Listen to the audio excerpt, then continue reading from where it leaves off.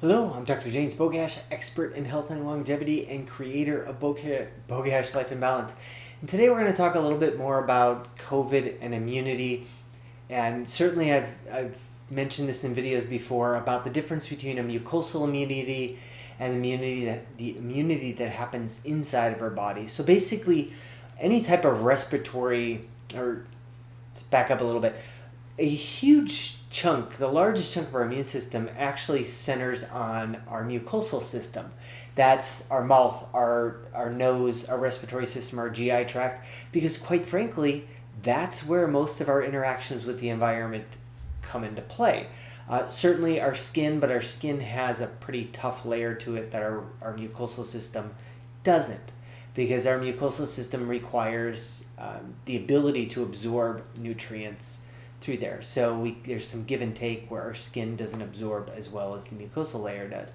And so our immunity, the immune function is incredibly complex.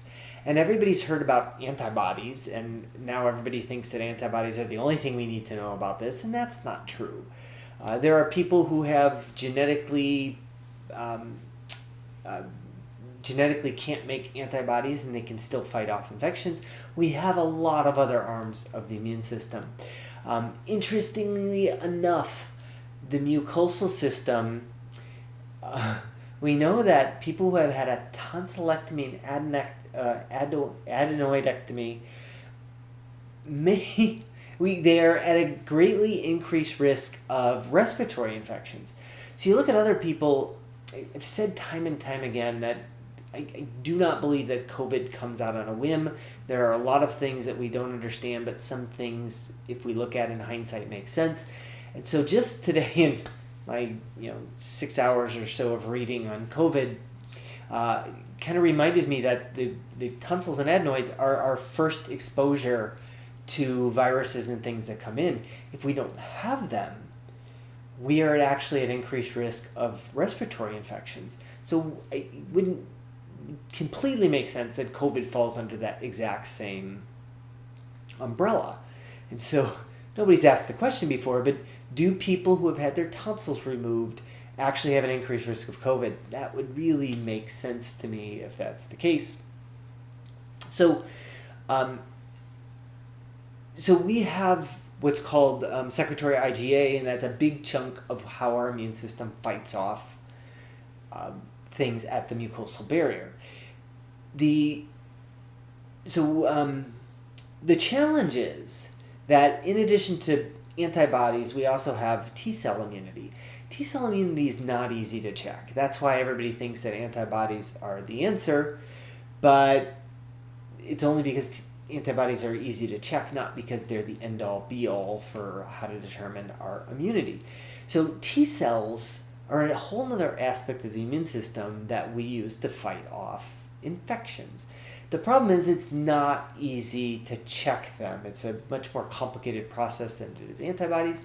So this particular study, researchers put together a quick assay, an easier way to determine T-cell immunity, and they compared it to people who have had vaccination and people who had COVID.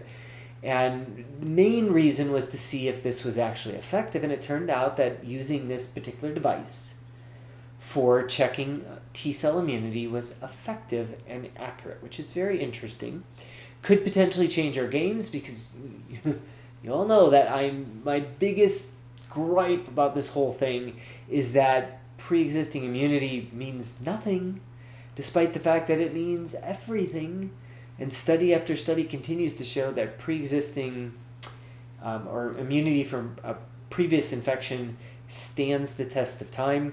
Interestingly enough, in this particular study, they found that even a year later, people who had COVID still had strong T-cell responses, which is what we know. It doesn't go away. And I think the most important thing to say, like for me, where we're getting at is trying to use what are called surrogate end markers. In other words, we're not going to see how well a vaccine stops infection. We're going to see if it helps change the antibodies. I've never been a big fan of using surrogate end markers because I don't want to say almost always, frequently we are completely off base with that, and it turns out that it doesn't do what we think it will do. And for me, the most important studies are the ones that look at natural immunity and versus vaccine immunity and how durable they are and how much they stop breakthrough infections.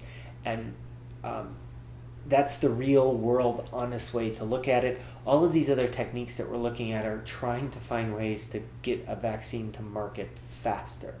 So understand that. It doesn't mean it's better. It's just going to get a drug of choice or a vaccine of choice into the market faster.